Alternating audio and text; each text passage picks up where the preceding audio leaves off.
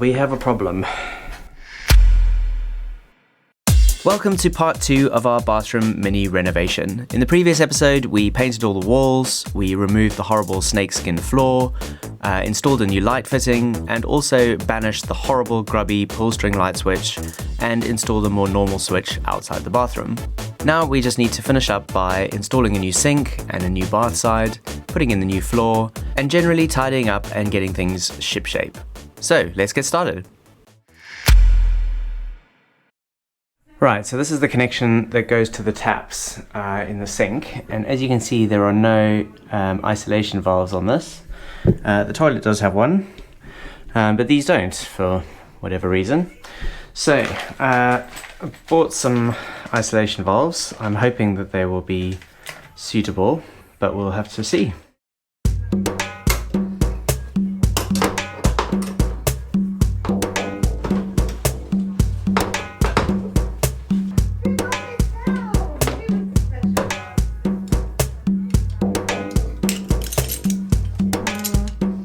Move, but on the inside though, it shouldn't be like... No, it's okay.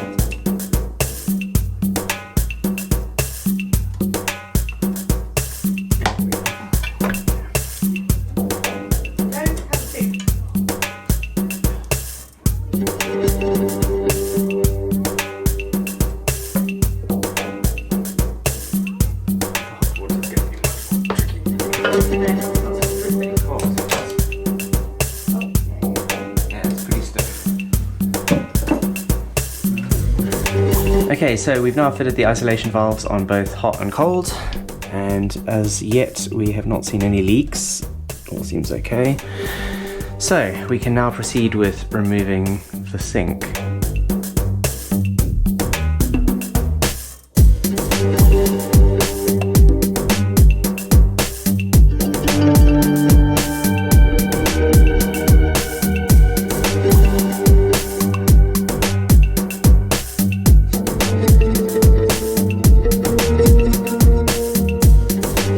Okay, well, sink is out. The tiling situation is actually a bit worse behind here than we thought. All of these are pretty much loose, so I need to come away from the wall. But at least what we can do is chip away some of these tiles, which are not going to be visible behind the new unit, and we can use those to cover the ones that are going to be visible.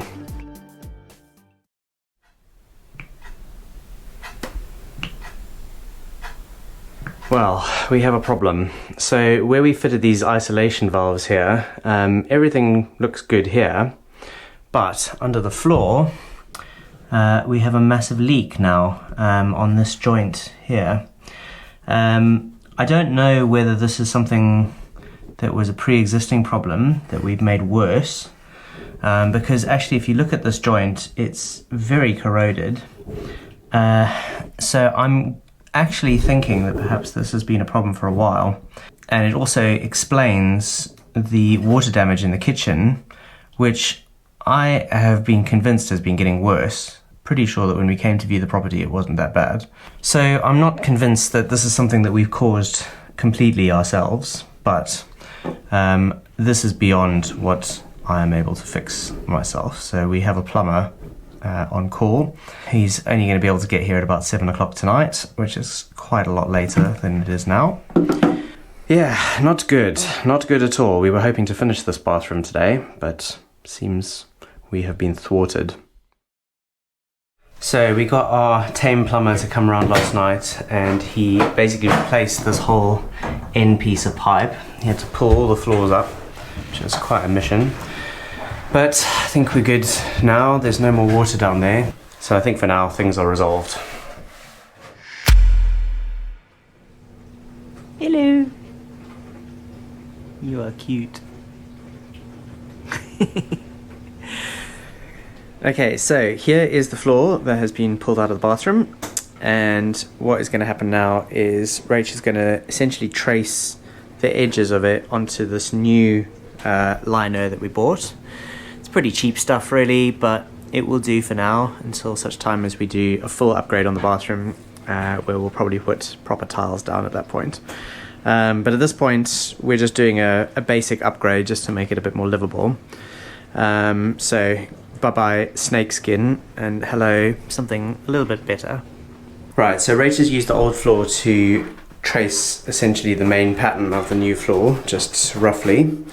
And now what we're doing is we're going around all the edges and trying to trim it down a bit more exactly so that it fits all of the contours.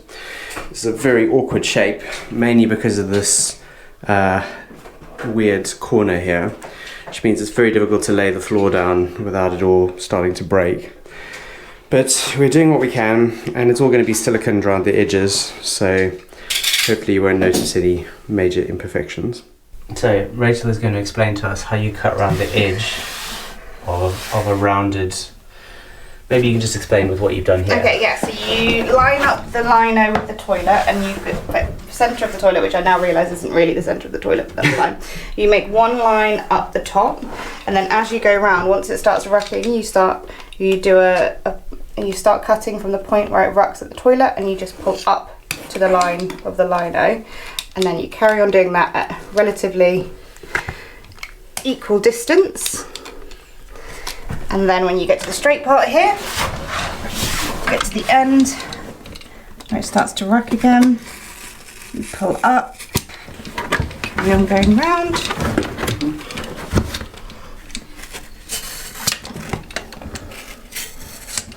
She makes it look so easy. And then now you have a straight line around the toilet. Brilliant. Right, so we have successfully managed to get the floor in. It looks pretty good.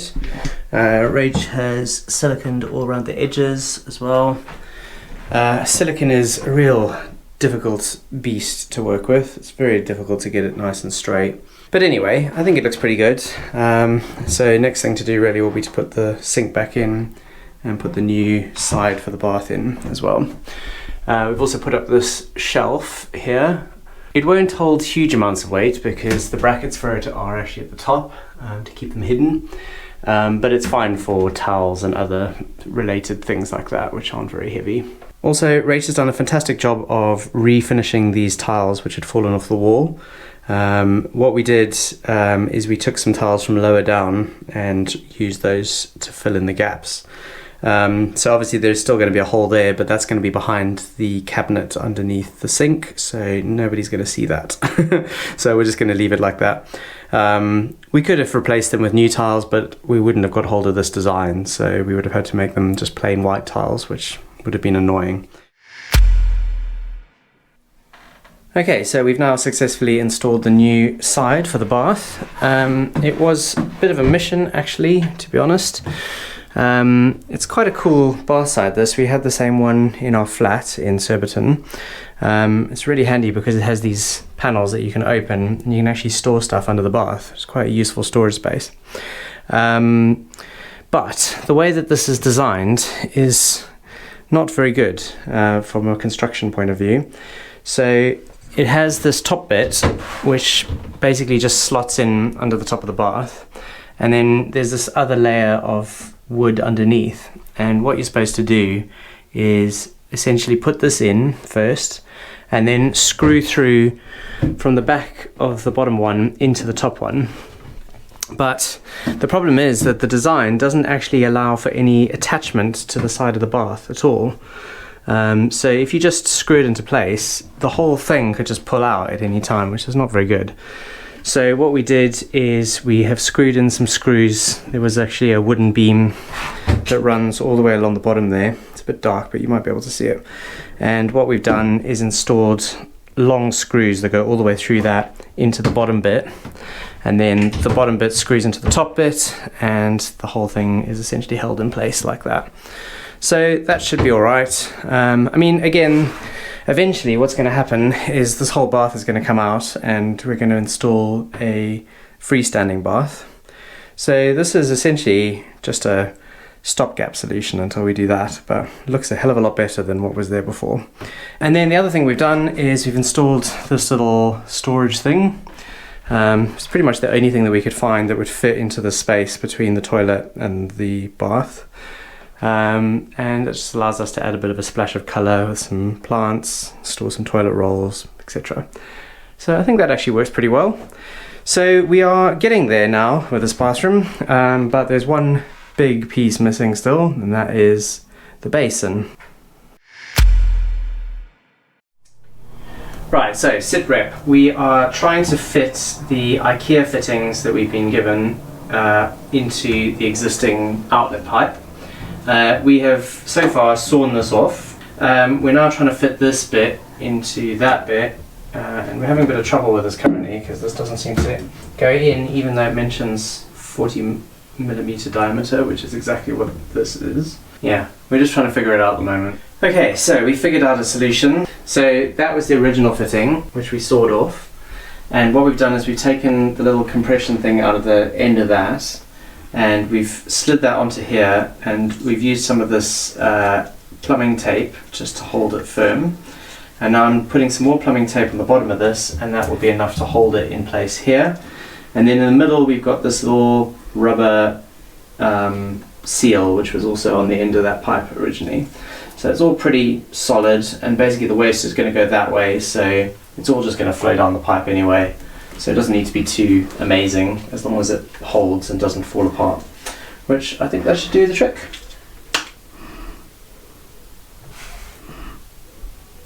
Like a glove. Like a glove. There you go. That's not going anywhere. Perfect. And now we can attach the rest of our plumbing to that. Right, so the cabinet is now in place and all the pipes are ready to be connected up. And what I've done at the back here is I've put 2 wall anchors in and just screwed this into place. And this is proper solid now. You can't move it at all.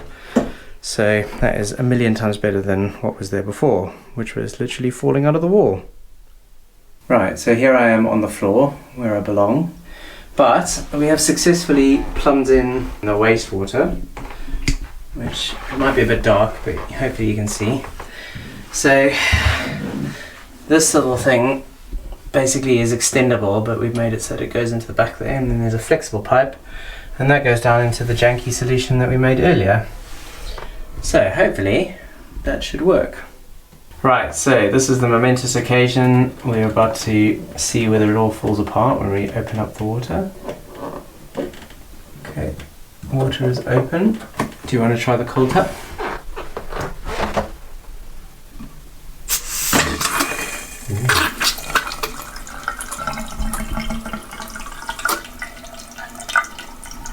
How's it looking? Weak. Weak. I mean, it's never going to be great because it's shitty flat. And then hot water. Hot water? Have you turned it on? No, this one's a bit more tricky to get the screwdriver in. Okay, here we go. Okay, it should be on.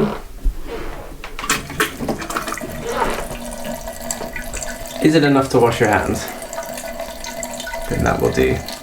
This is the problem with having a shitty gravity-fed hot water system. We did manage to improve the pressure in this tap somewhat. There's a high pressure end and a low pressure end that you can fit into the end of this tap, and by default the high pressure end is what was fitted. So we changed that for the low pressure one. It is somewhat better. I mean, it's good enough for washing your hands, so that will do for now.